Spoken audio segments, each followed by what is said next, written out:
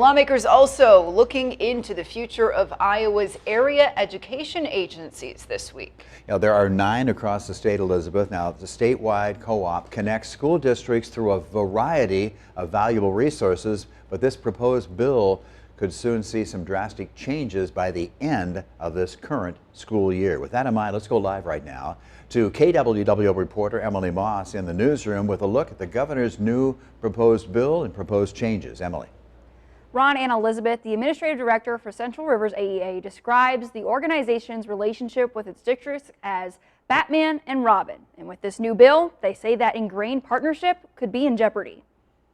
Reorganizing the AEA. We are simply giving control of the funding to those who work directly with your child on a daily basis and taking special education off autopilot, where it has been stuck for far too long. Governor Reynolds introducing a bill consolidating the statewide co-op to solely focus on special education and allow districts to choose their own service. The AEA says they were caught off guard by the extent of the 124-page bill. It really surprised us.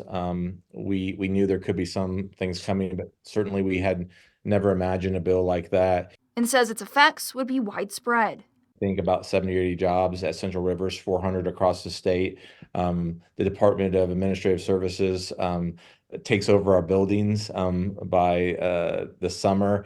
From their programs to the staff and students. We work well across the system. And I think that we support one another, and I just don't know how that's going to be affected if a new system takes place. Alyssa Brooken is the librarian at Waterloo West. She says she contacts the AEA daily. We need it to serve our students. We need it to serve our educators. We need the AEA to maintain a wealth of resources for our students. Between its databases and access to consultants, Brooken says it's integral to her and other educators' lives.